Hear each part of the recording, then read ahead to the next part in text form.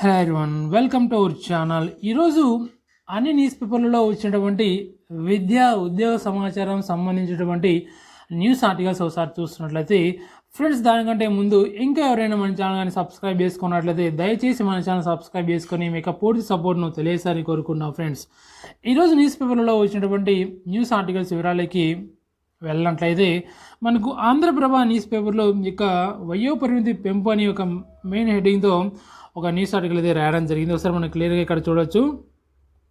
వయోపరిమితి పెంపు 46 ఏళ్ళ నుంచి 44 ఏళ్ళ నుంచి 46 ఏళ్లకు పెంచుతూ ఉత్తర్వులు, 2 ఏళ్ల పాటు అమలులో ఉంటుందని స్పష్టీకరణ, యూనిఫామ్ సర్వీసులకు వర్తించదని వెల్లడి. అదేవిధంగా ఇక్కడ మనకు పూర్తి వివరాలు కూడా మనం ఇక్కడ చూడవచ్చు. నిరుద్యోగులకు తెలంగాణ ప్రభుత్వం శుభవార్త చెప్పింది. ఉద్యోగ నియామక పరీక్షల వయోపరిమితి 44 ఏళ్ల నుంచి 46 ఏళ్లకు పెంచుతూ నిర్ణయం తీసుకుంది. ఈ మేరకు సోమవారం ఉత్తర్వులు జారీ చేసింది. ఉద్యోగ నియామక పరీక్షల వయోపరిమితి ఇప్పటి వరకు 44 ఏళ్ళు ఉండగా రాష్ట్ర ప్రభుత్వం 46 ఏళ్లకు పెంచింది. 2 ఏళ్ల పాటు ఇదైతే అమల్లో ఉంటుంది. వివిధ నియామక పరీక్షలకు సిద్ధమయ్యే వారికి ఇది గుడ్ న్యూస్గా చెప్పుకోవాలి. అయితే గత ప్రభుత్వం గరిష్ట వయోపరిమితిని 34 ఏళ్ళ నుండి 44 ఏళ్లకు 10 ఏళ్ళు పెంచింది. కాంగ్రెస్ ప్రభుత్వం వయోపరిమితిని మరో 2 ఏళ్ళు పెంచుతూ నిర్ణయం తీసుకుంది. వయోపరిమితి పెంచాలని నిరుద్యోగ యువతి నుండి ప్రభుత్వానికి అనేక అభ్యర్థులు రావడంతో పాటు గ్రూప్ 1 పరీక్షను రద్దు చేసి తాజాగా నిర్వహించాలని ప్రతిపాదించడంతో నిరుద్యోగ యువతకు నష్టం జరగకుండా ఉండేందుకు ఈ విధంగా నిర్ణయం తీసుకున్నట్టు తెలుస్తుంది. వయోపరిమితిని 2 ఏళ్ళు అయితే పెంచడం జరిగింది. 44 ఏళ్ళ నుంచి 46 ఏళ్లకు పెంచుతూ ఉత్తర్వులు అయితే జారీ చేయడం జరిగింది. ఫ్రెండ్స్, 2 ఏళ్ల వయోపరిమితిని పెంచినట్టు అధికార వర్గాలు పేర్కొన్నాయి. యూనిఫామ్ సర్వీసులకు పెంచిన వయోపరిమితిని వర్తించదని ప్రభుత్వం ఉత్తర్వుల్లో స్పష్టం చేసింది. ఇక్కడ మనం క్లియర్గా అన్ని అంశాలను అనుచితంగా పరిశీలించిన తర్వాత 2 ఏళ్ల వయోపరిమితి పెంచాలని తీసుకున్నట్టు ప్రభుత్వం పేర్కొంది. గరిష్టంగా వయోపరిమితి 44 ఏళ్ళ నుంచి 46 ఏళ్లకు వరకు యూనిఫామ్ సేవలు కాకుండా మిగతా పోస్టులకు 2 సంవత్సరాల కాలం ఈ వర్తింపు ఉంటుందని పేర్కొంది.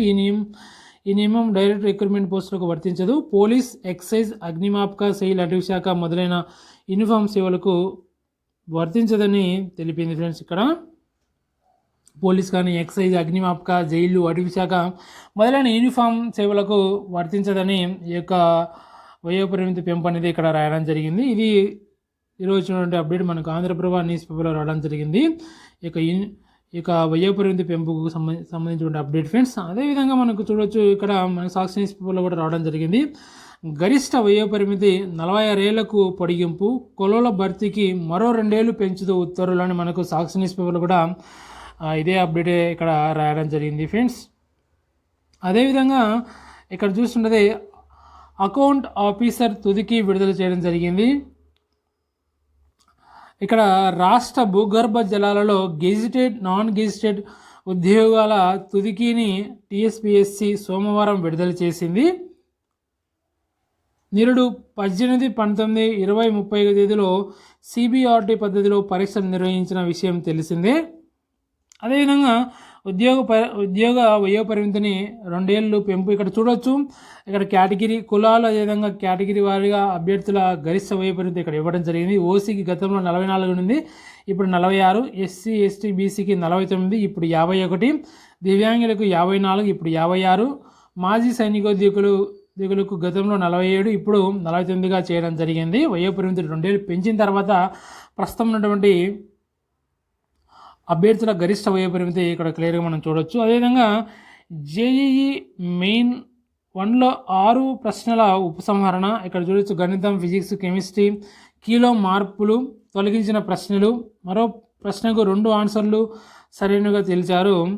జేఈఈ మెయిన్ 1 పరీక్షలో 6 ప్రశ్నలకు నేషనల్ టెస్టింగ్ ఏజెన్సీ అయినటువంటి ఉపసంహరించింది. ప్రశ్నల లోపాల కారణంగా ఆయా ప్రశ్నల తొలగించింది. నిన్న జేఈఈ మెయిన్ 1 ఫలితాలు విడుదల చేయడం జరిగింది. దానికి సంబంధించిన అప్డేట్ మనం ఇక్కడ చూడొచ్చు. అదేవిధంగా ఇక్కడ ఫ్రెండ్స్ మనకు GO46 గురించి ఈనాడు న్యూస్ పేపర్లో ఒక అప్డేట్ అయితే రావడం జరిగింది. పోలీస్ నియామకాల్లో GO46 రద్దు సాధ్యమా? ఉన్నతాధికారులతో ముఖ్యమంత్రి రేవంత్ రెడ్డి సమీక్ష. అసెంబ్లీలో చర్చించి నిర్ణయం తీసుకుందామన్న సీఎం. పోలీస్ నియామకాలపై సమీక్షిస్తున్నటువంటి సీఎం రేవంత్ రెడ్డి, పక్కన మంత్రి శ్రీధర్బాబు కూడా మనం ఇక్కడ చూస్తారు. మనం పూర్తి వివరాలు చూసినట్లయితే ఫ్రెండ్స్, ఇక్కడ పోలీసు నియామకాల్లో స్థానికత సంబంధించినటువంటి GO46 రద్దు చేసేందుకు ఉన్న సాధ్యాసాధికాలపై ముఖ్యమంత్రి రేవంత్ రెడ్డి సోమవారం సమీక్షించారు. జూబ్లీ హిల్స్లోని తన నివాసంలో ఈ విషయంపై హైపర్ కమిటీతో సీఎం సమావేశమయ్యారు. త్వరలో పోలీసు ఉద్యోగాలకు ఎంపికైన వారికి నియామక పత్రాలు అందజేయనున్నటువంటి నేపథ్యంలో తీసుకోవాల్సిన చర్యలపై చర్చించారు. గత ప్రభుత్వం మార్చి 2022 పోలీసు నియామకాలకు నోటిఫికేషన్ జారీ చేసింది. అక్టోబర్ 4, 2023 నాటికి 15,770 పోస్టులను ఎంపిక ప్రక్రియ పూర్తయింది. కోర్టు కేసు కారణంగా నియామక ప్రక్రియ పెండింగ్లో ఉంది. ఎంపిక ప్రక్రియ పూర్తయిన పోస్టులకు నియామక పత్రాలు అందించాలని ఇటీవల హైకోర్టు తీర్పు చెప్పింది. ఈ నేపథ్యంలో నియామకాలపై ఎలా ముందుకెళ్లాలన్న అంశంపై సీఎం అడ్వకేట్ జనరల్ సలహాలు సూచనలు కోరారు. ఎంపిక ప్రక్రియ నియామక పత్రాలు అందించడం మినహా వేరే మార్గం లేదని అడ్వకేట్ ఇక్కడ క్లియర్గా చూడండి ఫ్రెండ్స్.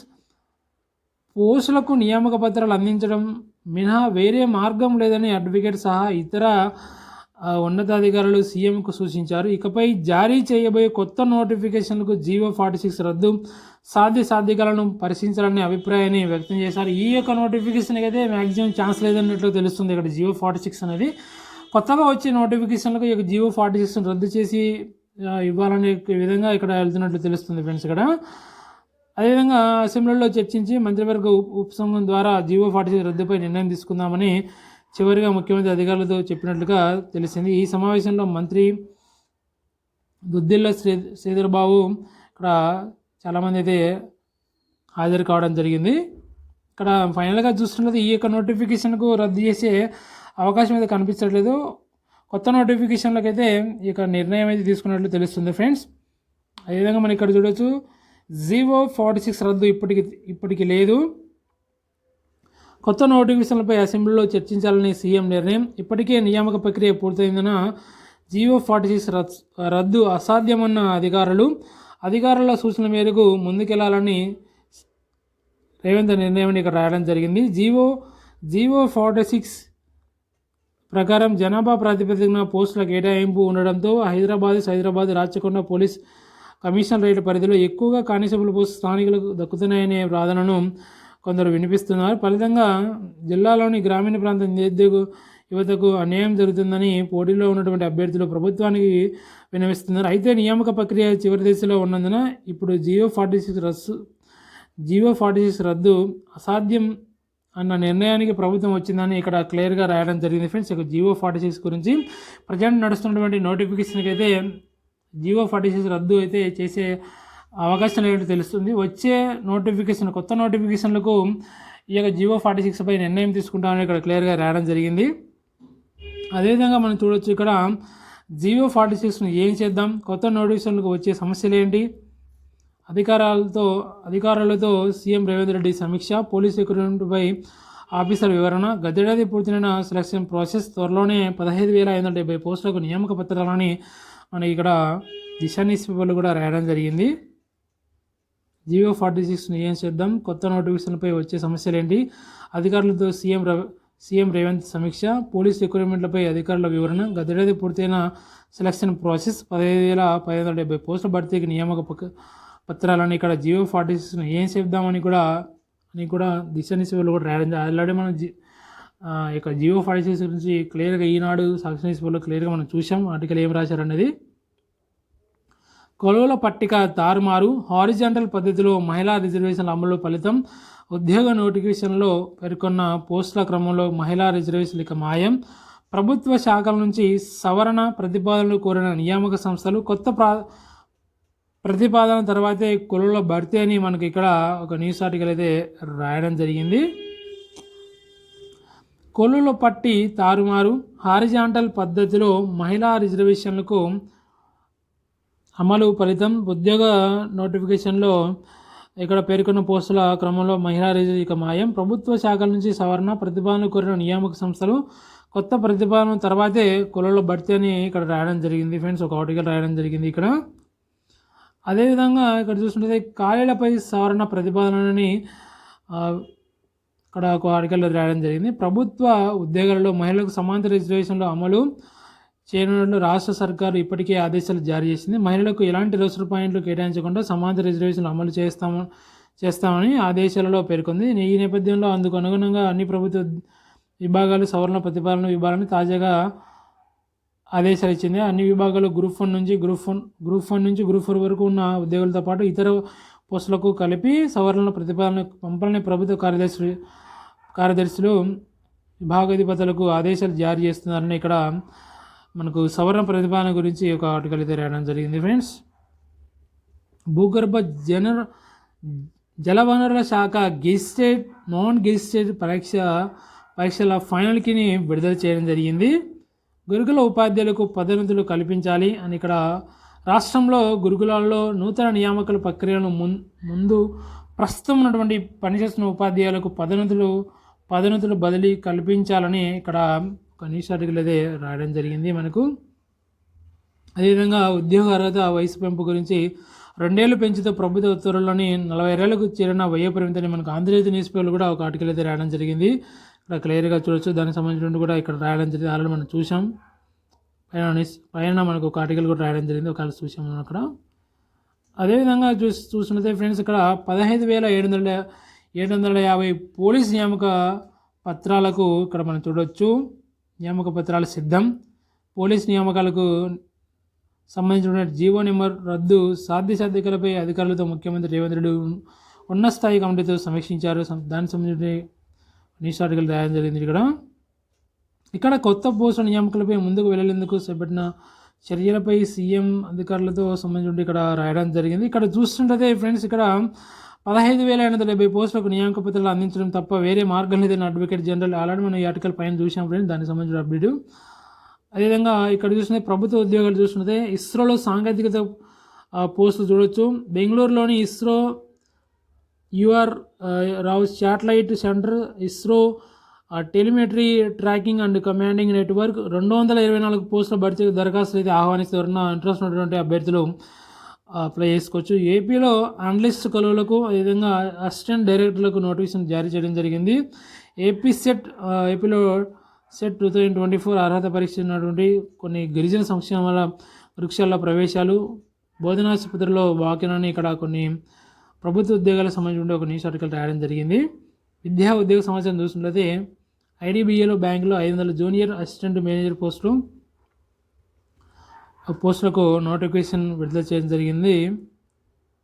అదేవిధంగా ఇక్కడ కొన్ని పోస్టులకు కూడా నోటిఫికేషన్ విడుదల చేయడం జరిగింది ఫ్రెండ్స్. అదేవిధంగా రైల్వేలో అసిస్టెంట్ లోకో పైలట్ సంబంధించిన నోటిఫికేషన్ కూడా విడుదల చేయడం జరిగింది. 5,696 పోస్టులకు.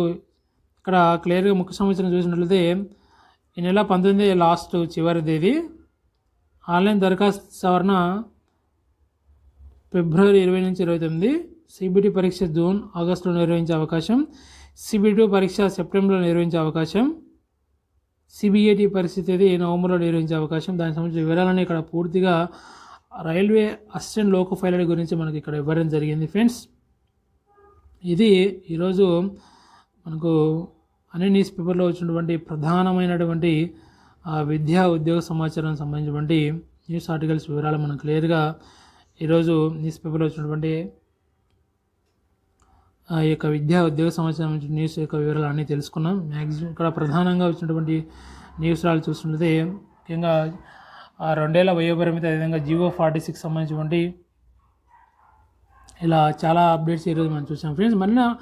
మరిన్ని అప్డేట్స్ కోసం మన ఛానల్ వచ్చేసి డైలీ వాచ్ చేస్తుంటే రెగ్యులర్గా ఫాలో అవుతుండే మరొక వీడియోతో మరొక అప్డేట్తో మళ్ళీ కలుద్దాం friends. Okay, thank you for everyone.